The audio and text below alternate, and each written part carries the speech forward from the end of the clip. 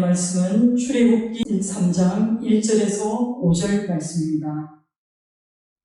내가 선 곳은 거룩한 땅이니 라는 제목으로 하나님 말씀 전할 때에 하나님의 음성으로 들으시기 바랍니다. 이제 가을이 깊어가고 있습니다. 거리는 또 형형색색의 빛깔로 또 세상을 기념하고 있는 것 같습니다. 우리가 여름에는 나무가 어떤 색깔을 가지고 있는지 사실은 잘 알지 못합니다. 그러나 이제 가을이 되면 그들이 결실을 앞두면서 그들의 빛깔을 드러내게 됩니다. 우리의 삶도 마찬가지입니다. 우리의 삶의 자리도 지금은 다 똑같아 보이지만 우리가 하나님 앞에 결산하게 될 때 우리가 어떤 빛깔로 어떤 열매로 이 삶을 살았는지 하나님께 보여야 할 날이 곧 옵니다. 여러분, 지금은 우리가 우리의 삶의 자리에서 열심히 땀 흘려 일해야 할 때입니다. 우리의 삶이 내일이 끝난다 할지라도 또 바로 이 순간에 내가 하나님의 부르심으로 내가 이 땅을 떠나게 된다 하더라도 하나님 앞에서 결코 부끄럽지 않은 모습으로 하나님 앞에 서시기를 당부드립니다. 예배의 자리에 나오신 사랑하는 성도 여러분들에게 하나님의 은혜와 사랑이 충만하기를 축원합니다. 오늘 우리가 함께 볼 본문의 말씀은요, 너무나 유명한 이야기, 모세의 이야기입니다. 모세는요, 기독교인이든 기독교인이 아니든 모세는 한 번쯤은 들어본 이름입니다. 모세의 이름의 뜻은 건져내다, 들어 올리다 라는 뜻입니다. 그의 이름에는 분명한 의미가 있습니다. 그의 이름은 왜 이렇게 주어졌을까요? 실제로 모세는요, 그의 조상이 야곱의 아들 가운데 네 번째 아들인 레위의 후손입니다. 레위 자손 가운데 그의 아버지는 아므람입니다. 그리고 그의 어머니는 또 우리가 너무나 잘 알고 있는 요게벳입니다. 아므람과 요게벳 사이에 그의 형은 아론입니다. 그리고 그의 누이는 우리가 알고 있는 미리암입니다. 그의 동생이 바로 모세입니다. 모세가 태어났을 때 애굽의 상황은요, 히브리 민족이 노예임에도 불구하고 그들이 너무나 강성했다는 겁니다. 노예 주제에 너무나 사람들이 건장하고 그들이 번성했던 것을 두려워했던 바로 왕은 이스라엘 백성들을 아주 심하게 학대하였습니다. 엄청나게 많은 노역을 감당하게 하였고 또 그 당시에 태어나는 모든 남자애들은 죽이라 라고 명령하였습니다. 그러던 시대에 모세가 태어났습니다. 그의 부모가 볼 때 아이의 모습이 너무나 준수하고 아름다웠습니다. 그래서 그 부모는 그를 석 달 동안 품어서 아이를 키웠지만 이제 아이의 울음소리도 점점 커지고 아이의 모습이 이제 두드러지니까 그 부모는 이제 그 아이를 감당할 수가 없었습니다. 그래서 어떻게 합니까? 갈대 상자에 그 아이를 담아서 그 운명을 하나님께 맡기고 나일강에 그 아이를 띄워보냅니다.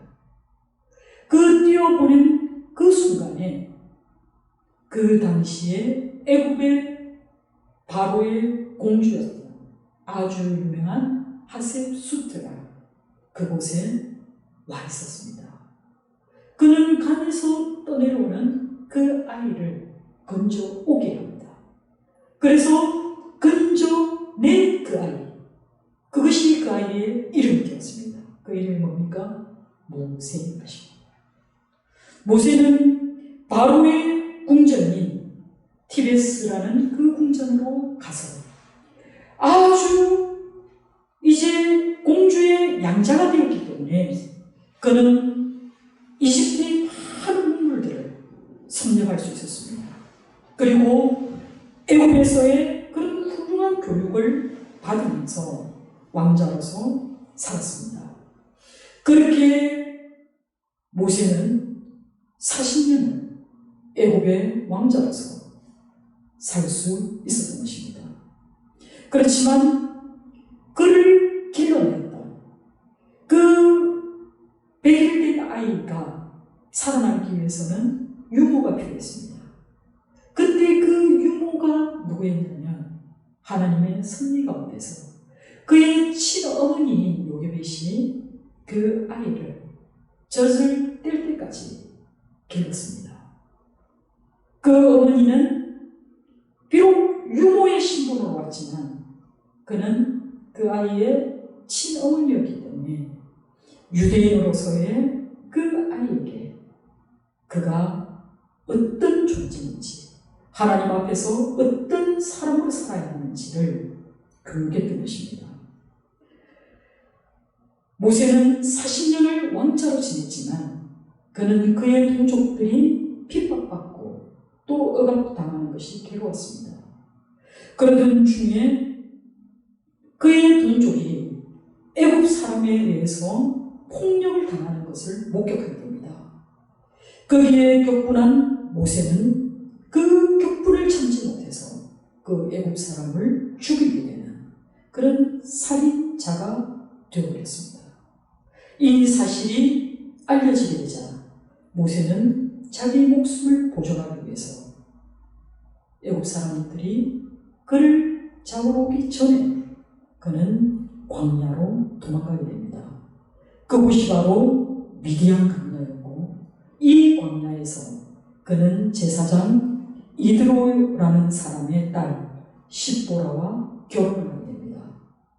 그렇게 이드로라는 그 제사장의 딸 집에서 모세가 했던 일은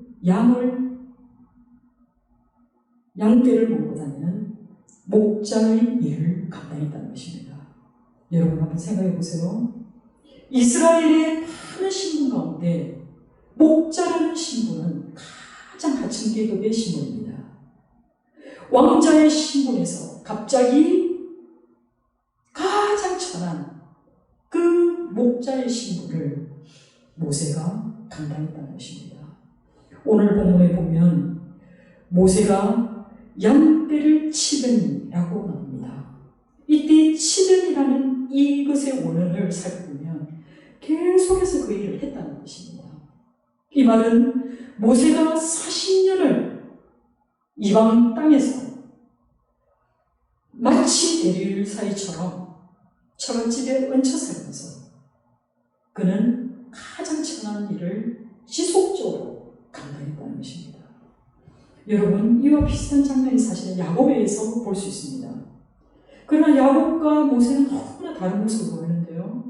야곱은 종노릇 하면서도 자기 것을 다 챙겼습니다. 그래서 그 종의 살이를 마치고 돌아올 때는 야곱의 재산이 어마어마했습니다. 그러나 모세는 어떻습니까? 모세는 지금도 그냥 그 제사장 이드로 그 장인의 양떼를 그냥 치고 40년을 살고 있었다는 것입니다. 모세는 그 애굽 땅에서 자기가 미디안 땅으로 도망을 왔음에도 불구하고 여전히 자기 민족은 바로 앞에서 신음하고 있다는 얘기를 듣습니다. 그러나 그 자신은 이제 살인자가 되어서 도저히 그 압제자인 바로에게 갈 수가 없습니다. 그는 그 민족의 고통을 보면서도 자괴감에 빠져 있을 수밖에 없었습니다. 그곳에서 그는 아들을 낳습니다. 그 아들의 이름은 게르솜입니다. 게르솜이라는 그 이름의 뜻은 황무지에 사는 손님이라는 뜻입니다. 이 아들의 이름 속에 바로 모세의 그 헛헛한, 그 고독한 심정이 고스란히 담겨있다는 것을 우리는 보게 됩니다. 이렇게 왕자로서의 40년을 살았던 모세가 이제 목자로서 한낱 장인의 양떼를 모는 목자로서 또 40년을 살던 어느 날 그가 어느 때와 마찬가지로 양떼를 이끌고 그 광야 서쪽으로 양떼를 몰아가고 있었습니다. 이때 광야 서쪽이라고 하는 것은요, 광야 건너편. 이제 그 땅에, 그 미디안 땅에는 먹을 것이 없기 때문에 이제 그 건너편으로 가서 그곳은 바로 시내산 근방에 있는 그런 그나마 고온 시대이고, 그래도 가뭄에는 유목민들, 즉 베두인족들이 즐겨 찾았던 그런 지역이라고 소개되고 있습니다. 양떼를 몰아서 이른 곳이 바로 호렙산입니다. 여러분, 이 호렙산에 대한 위치는요, 아직도 불분명합니다. 시내산 근처에 있는 산이라고 얘기하는 사람도 있고, 시내산과 같은 산이라고 얘기하는 사람도 있고, 이에 대한 의견은 분분하지만, 어쨌든 전통적으로 하나님의 산 호렙이라고 일컬어지는 이곳은 우리가 알고 있는 그 시나이 반도의 맨 그 끝부분에 위치해 있는 해발 2290m에 해당되는 그 산입니다.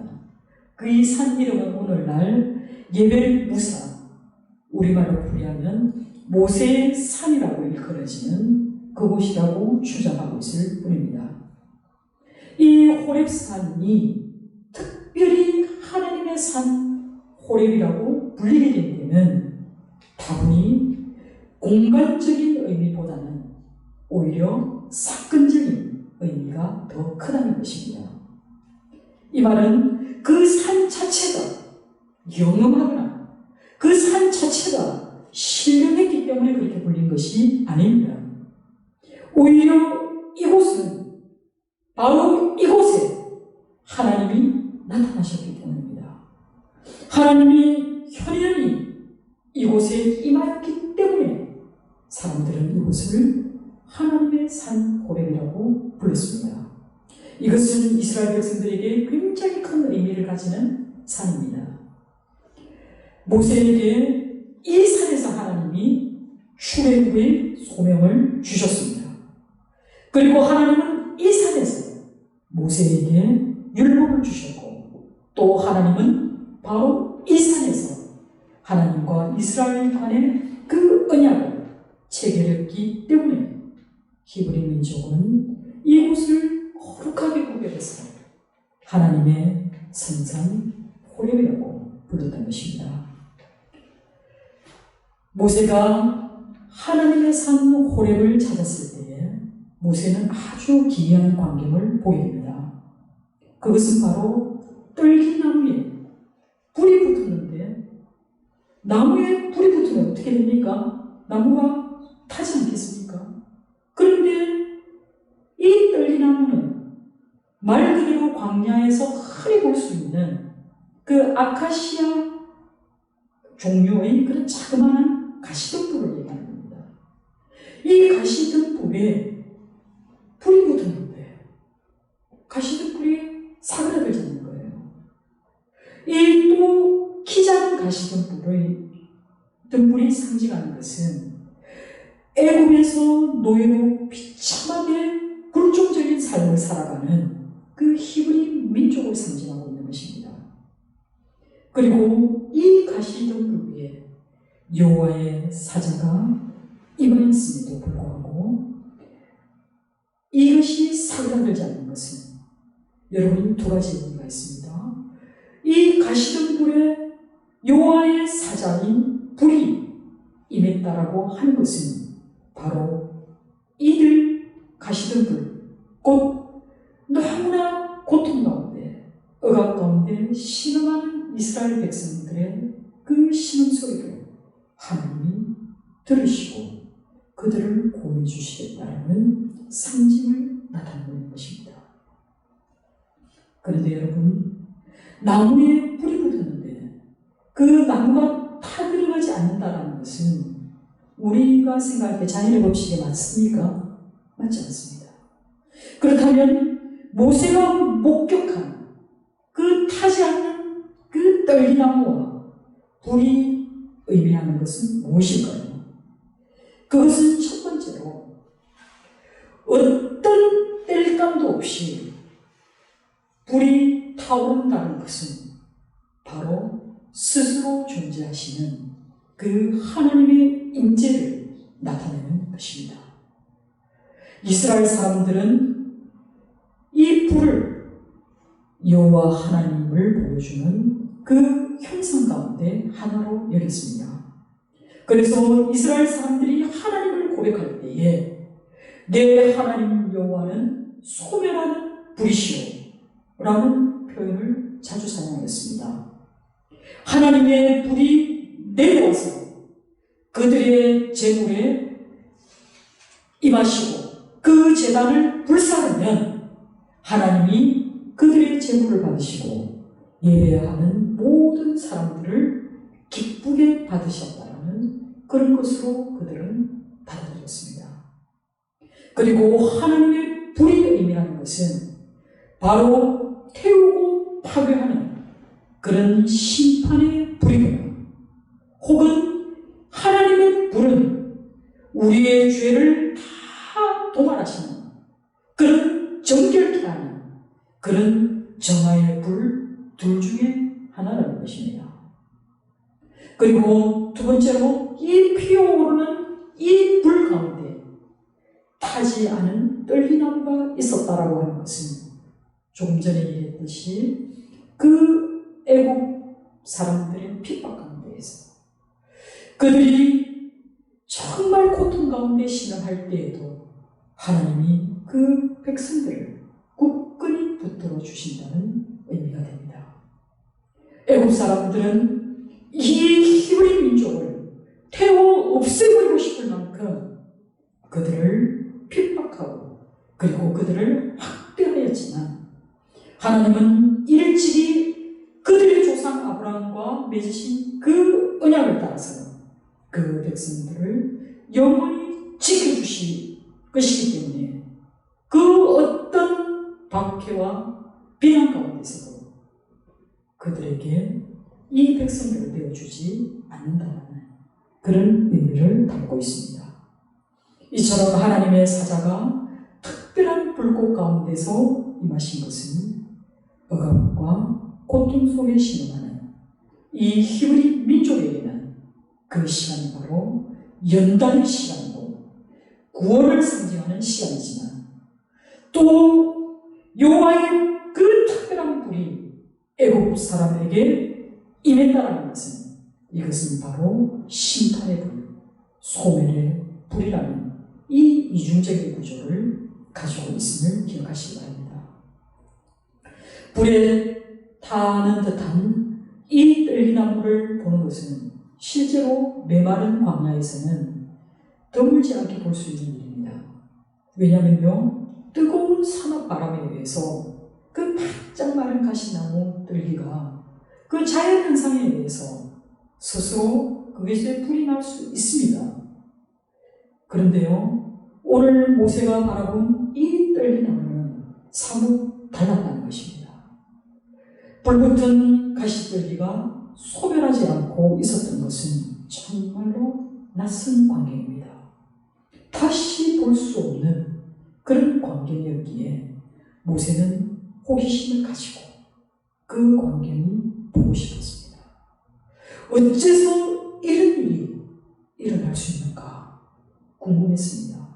그래서 모세는 어떻게 합니까? 그 떨기나무 가까이 다가갑니다. 그때 그 불 속에서 하나의 음성이 들립니다. 여러분, 바로 이 지점에서 우리가 주목해야 합니다. 불 붙었는데 타지 않는 이 떨기나무는 모세 말대로 큰 광경입니다. 그렇지만 그것은 모세의 관심을 끄는 것에 지나지 않지 더 이상의 의미를 갖고 있는 것은 아닙니다. 정말로 중요한 것은 바로 하나님이 모세에게 지금 말씀하고 있다는 이 사실입니다. 이것이 놀라운 사건인 것입니다. 사실을 파악하기 위해서 타지 않는 불에 다가가면서부터 모세와 하나님과의 대화가 시작되고 있다는 것입니다. 불에서 모세야 모세야 하는 음성이 들려왔습니다. 성경에서는 보면요, 하나님이 사람을 부르실 때에 꼭 이렇게 대체로 2차례 반복해서 그의 이름을 부른다는 걸 알 수 있습니다. 창세기 22장 11절에 하나님이 아브라함을 부르실 때에도 아브라함아 아브라함아 하고 부르십니다. 그리고 사무엘상 3장 10절에 하나님이 사무엘을 부르실 때도 사무엘아 사무엘아 라고 부르십니다. 이와 같은 모습은 또 있습니다. 우리 주님도 신약성경에 보면요, 누가복음 10장 41절에 보면 예수님이 마르다를 부르실 때도 마르다야 마르다야 이렇게 부르십니다. 그리고 또 누가복음 22장 31절에 예수님이 시몬 베드로를 부르실 때도 시몬아 시몬아 이렇게 부르는 장면을 봅니다. 여러분, 이 음성이 어떻게 들립니까? 이것은 바로 사랑과 관심을 나타내는 표현입니다. 그리고 또 이 두 마디의 사람의 이름을 부르는 이것은요, 또 부르는 이가 그 대상에게 뭔가의 긴급성을 알릴 때, 그리고 그의 사명의 중요성을 알릴 때 이와 같은 표현을 사용했다는 것입니다. 하나님이 모세를 이렇게 부르실 때 그 음성은 참으로 나에게 사랑스러운 음성이고 또 뭔가 나에게 부탁할 것이 있구나, 나에게 어떤 사명을 주시려는구나 라는 음성으로 들렸기 때문에 모세는 즉각적으로 제가 여기 있나이다 라고 대답합니다. 이 모세의 화답은요, 순식간에 일어났고 전혀 주저함이 없는 주의 부르심에 대한 응답입니다. 이 구절에서 우리가 알 수 있는 것은 모세의 순종과 그의 겸손한 모습을 보여주는 구절이라 말할 수 있을 것입니다. 이것이 하나님과 모세 사이의 최초의 대화입니다. 하나님이 부르실 때 내가 여기 있나이다 라는 것이 하나님과 모세 사이에 이루어진 최초의 대화인 것입니다. 이 이후에 모세의 삶은 어떻습니까? 80이 지나서 이제 120살까지 사는 동안 또 40년을 모세는 하나님의 부르심에 응답한 자로서 그의 말씀을 따라서 그가 죽도록 하나님의 뜻을 수행하는 그런 충실한 하나님의 종으로 살았다는 것을 기억하시기 바랍니다. 하나님이 모세를 불렀다는 것은 이미 하나님이 모세를 알고 계셨다는 뜻입니다. 여러분, 우리가 알기도 전에, 내가 하나님을 사랑하기도 전에 하나님이 먼저 우리를 사랑하셨다는 겁니다. 하나님이 우리를 진심으로 사랑하셨기에 그는 우리를 불러주십니다. 주여가 주여가 라고 부르시는 것입니다. 이 부르심에 응답하는 사람, 그 사람이 하나님 나라에 하나님의 귀한 사명자로 살아갈 수 있다는 것을 기억하시기 바랍니다. 모세야 모세야 불렀을 때 모세는 어쩌면 엉겹결에 그 사랑의 음성에 제가 여기 있습니다 라고 말했지만 뒤따라오는 그 하나님과의 만남의 그 순간에 비상한 명령이 내려집니다. 가까이 오지 말라는 것입니다. 이것이 바로 우리 인간의 실존적인 위치입니다. 내가 아무리 하나님께로 나아가고 싶어도 우리는 하나님과의 그 간극을 유지할 수밖에 없습니다. 왜 그렇습니까? 그것이 바로 하나님과 우리 사이에 죄로 인한 단절이 하나님과 우리를 가로막고 있다는 증거입니다.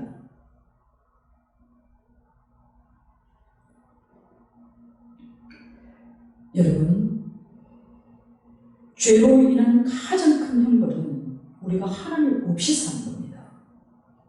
내 인생에 하나님이 아무것도 간섭하지 않는 것, 그냥 하나님 나를 내버려 두는 것, 하나님과의 관계 속에서 내가 단절된 이 상황이 바로 저주이고 심판입니다. 우리는 이것을 잘 모릅니다. 우리의 모든 생명의 본원은 하나님이십니다. 하나님이 우리를 지금까지 보존하시는 것은 우리의 생명을 지켜주기 위한 것입니다. 우리를 구원하시기 위한 하나님의 깊은 뜻입니다. 우리가 죽는 그 순간까지도 하나님은 우리가 돌이키기를 원하십니다. 그래서 오늘도 기회를 주시고 내일도 기회를 주실지 없을지는 모르겠으나 내 생명이 보존되어 있는 이상 하나님은 나에게 끊임없이 기회를 주시는 것입니다. 내게로 돌아오라. 그 돌아올 수 있는 그 유일한 길은 바로 예수 그리스도를 통한 길입니다. 예수님은 말씀하셨습니다.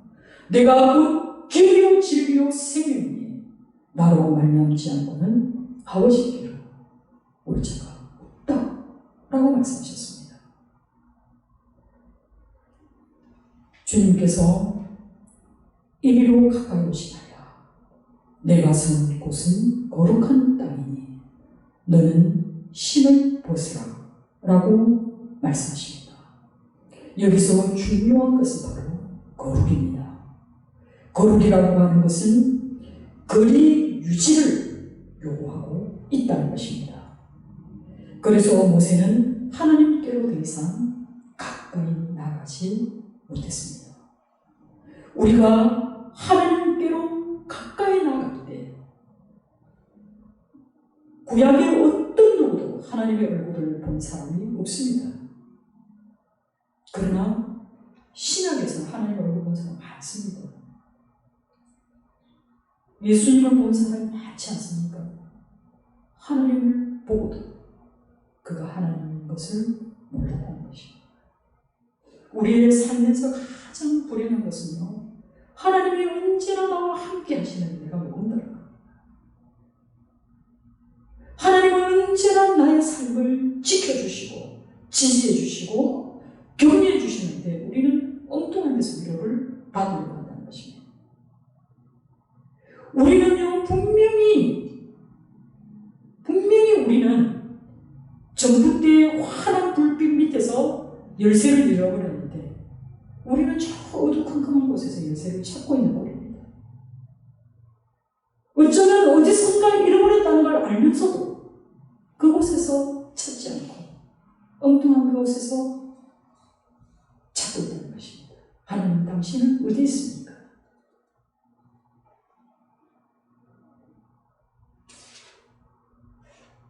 하나님이 계신 곳, 바로 하나님이 만지시고 하나님이 접한 모든 곳은 거룩한 곳입니다.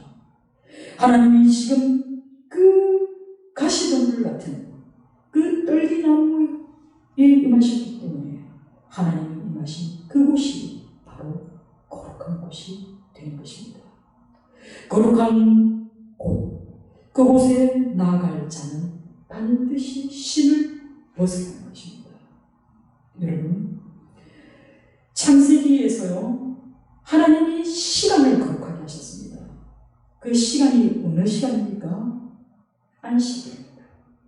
오늘 저와 여러분이 드리는 이 안식일을 하나님이 거룩하게 하셨습니다. 거룩하게 하신 이날에 하나님이 복을 주시리라 말씀하셨습니다.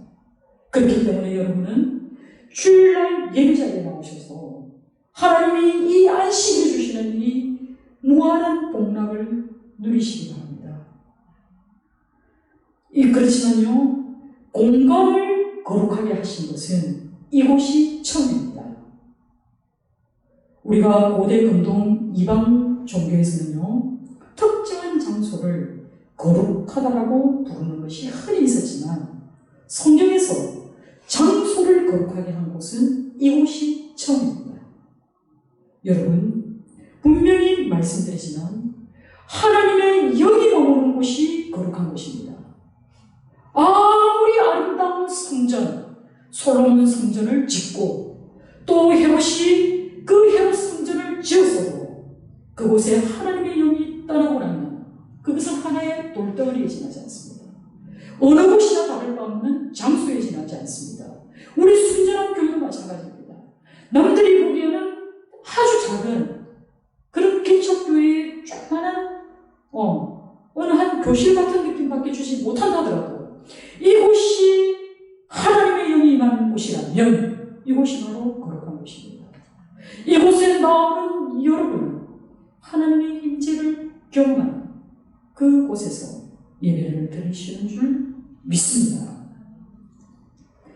사랑하는 성도 여러분, 고대 근동 사회에서도요, 신이라든지 혹은 발이라고 하는 것은 그 사람의 삶의 전 영역을 말해주고 있습니다. 이 신이나 발이라고 하는 것은 그의 내적인 품성뿐만 아니라 그의 외적인 행동을 총체적으로 말해주는 것이 바로 신이고 발입니다.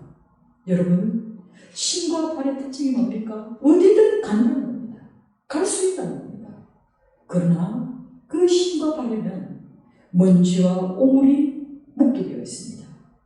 그래서 종교적으로 이 신발이라고 하는 것은 죄악에 오염된 온갖 그런 거짓됨과 그런 행위들과 그런 품성들을 의미하고 있습니다. 그런데 고대 근동에서도 마찬가지로 신을 벗는다 라는 이 말은 그가 그 대상에게 존경을 나타내는 그런 겸손한 행위를 설명할 때 신을 벗는다 라고 얘기합니다. 또 신을 벗고 살아야 하는 존재들이 있었습니다. 그들은 누구입니까? 바로 노예들입니다. 신을 벗는다라고 하는 것은 내가 당신의 종입니다 라는 뜻이 됩니다. 여러분, 노예는요 그냥 막 일만 하는 사람이 아닙니다. 그는 모든 수고와 노력도 다할 뿐만 아니라 그의 모든 생각과 마음조차도 그 주인에게 맞추는 것이 노예의 일입니다. 그렇다면 내가 신을 벗는다라고 하는 것은 내가 모든 것을 당신에게 내어드린다라는 그런 의미가 됩니다. 하나님이 모세를 부르신 이 소명자는 여러분 소명이 뭡니까? 그냥 하나님이 단순히 나를 불렀다 이 얘기는 아닙니다. 하나님이 나를 부르신 것은 바로 나의 목숨을 부르신 것입니다. 하나님이 나의 목숨을 부르신 것은 하나님의 생명을 살리는 일에 나를 사용하시기 위해 부르신 것입니다. 하나님이 모세를 부르신 것은 너의 모든 것을 내가 주관하겠다는 뜻입니다. 그 부르심에 응답하는 것은 이제 내 것은 하나도 없고 오직 주님의 것으로 내 삶을 채워가겠습니다 라는 뜻입니다. 그래서 내 소명이 어디서 끝날지 모르지만 우리는 거기까지만 최선을 다해 달려가는 겁니다. 내가 뭐 다 할 필요 없습니다. 하나님께서 부르셔서 내게 주신 그 소명대로 내가 살아가다 보면 내가 바로 하나님께서 생명을 살리는 일에 나를 사용하셨구나 라는 것을 비로소 알게 된다는 겁니다. 마치 요셉이 애굽 땅으로 이유 없이 팔려가서 30살이 되도록 종살이 하였던 그가 그때는 몰랐으나 나중에 깨닫게 됩니다. 왜 하나님이 내게 이런 엄청난 고난의 시간을 겪게 하십니까? 바로 생명을 살리기 위해서 그 민족을 크고 장대한 민족으로 바꾸어 내시려고 그를 부르셨다는 것을 알게 됩니다. 그래서 모세가 출애굽할 때에 요셉의 유언을 따라서 그의 유고를 파서 출애굽을 하게 됩니다. 이것은 모세 역시도 그가 이제 죽게 되었을 때 그는 그 엄청난 사역을 감당하고도 적과 고루에 흐르는 가나안 땅에 들어갈 수 없다라는 하나님의 명령 앞에서도 순종하면서 그는 알게 되었을 것입니다. 그 엄청난 민족을 그가 이끌고 광야 40년을 살아낸 끝에 그 민족이 적과 꿀이 흐르는 땅으로 인도될 수 있었던 것은 하나님이 나를 통해서 생명을 살리는 일에 나를 사용하셨구나 라는 것을 그때야 비로소 알게 된다는 것입니다. 사랑하는 성도 여러분, 이스라엘의 제사장들도 그들이 하나님 앞에 설 때에는 반드시 맨발로 사역하였습니다. 그리고 훗날에 가나안 땅에 입성하였던 그 여호수아도 길갈에서 하나님께 예배할 때 신을 벗었습니다. 오늘날의 유대에 해당의 랍비들도 맨발로 민수기 6장에 나오는 제사장의 축도를 선언합니다. 사랑하는 성도 여러분, 신을 벗는다는 것은 우리의 자발적인 순종을 의미합니다. 여러분, 하나님 앞에 예배자로 나올 때에 여러분 역시도 이 땅에서 신고 있던 그 신을 벗어야 합니다. 그리고 겸손하고 순종하는 마음으로 하나님을 마주하시기 바랍니다. 탈무드에 나오는 이야기 가운데 우리가 다니엘서에 나오는 그 바벨론의 왕은 느부갓네살입니다. 느부갓네살이 이스라엘의 하나님을 예배하기 위해서 나아갈 때에 갑자기 천사가 날아와서 느부갓네살을 칩니다. 느부갓네살이 자기가 왕인데 천사가 자기를 치니까 어떻게 하면 기분이 언짢았겠죠. 그러면서 느부갓네살이 얘기합니다. 내가 하나님을 경배하러 가는데 네가 왜 나에게 이러냐 라고 하니까 천사가 말합니다. 네가 쓴 그 왕관을 벗으라. 네가 어찌하여 그 왕관을 쓰고 하나님을 경배하려 하느냐라고 얘기합니다. 여러분, 왕관이든 신발이든 내가 뭐가 있어서 하나님을 예배하는 것이 아닙니다.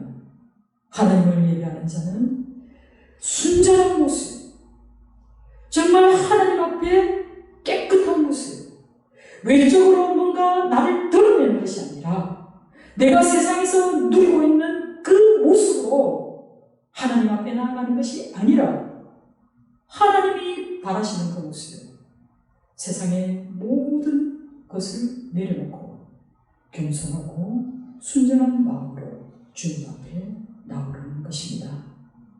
사랑하는 성도 여러분, 오늘 우리에게 주시는 또 하나님의 놀라운 은혜는 바로 우리 하나님이 현존하셨던 그 장소가 갖는 그 의미를 우리가 아는 것입니다. 하나님이 지금 어디에 나타나셨습니까? 하나님은 바로 가시 분물과 같은 그 떨기나무에 계셨다는 것입니다. 이 떨기나무는 정말 보잘것없는 그런 것입니다. 어쩌면 우리의 인생이라는 것이 이 떨기나무처럼 보잘것없고 내세울 것도 없고 또 연약하기 그지없는 그 떨기나무지만 이 떨기나무 같은 우리 인생이 하나님을 철저히 의지할 때, 그리고 하나님밖에 의지할 것이 없는 그런 심령이 가난한 자의 모습으로 있을 때 우리 하나님이 그 영광스러운 모습을 우리에게 보여주신다는 것입니다. 그리고 우리를 어떤 고통 가운데에서도 우리를 지켜주시고 또 알려주시는 것이 오늘의 우리에게 주시는 교훈입니다. 사랑하는 성도 여러분, 하나님은 우리의 겸손을 원하십니다. 하나님은 우리의 순종을 원하십니다. 하나님의 영이 머물 때 우리는 하나님의 선한 일을 감당하게 될 줄 믿습니다. 우리가 아무리 연약하고 부족하다 할지라도 하나님은 결코 우리를 없이 여기거나 외면하지 않는다는 것을 기억하시고, 여러분이 언제나 하나님의 현존 앞에, 하나님 앞에 서 있을 때에 우리 하나님의 그 한없는 은혜, 그리고 그 충만한 사랑이 여러분의 일평생을 인도해 가실 줄 믿습니다. 하나님은 우리의 모든 필요를 알고 계신다고 말씀합니다. 그래서 오늘 우리에게 주신 이 일용할 양식으로 우리가 만족할 수 있는 그런 삶을 살아가시기 바랍니다. 하나님은 때를 따라서 이른 비와 늦은 비로 우리를 축복해 주시고, 그리고 우리의 삶 가운데 구름 기둥과 불 기둥으로 우리의 삶을 인도해 가실 줄 믿습니다. 여러분, 하나님이 내 이름을 부르실 때 그 하나님의 그 세미한 음성에 여러분 즉각적으로 반응하시면서 주여 내가 여기 있나이다 라고 대답하시는 저 여러분 되시기를 간절히 축원합니다. 기도하겠습니다.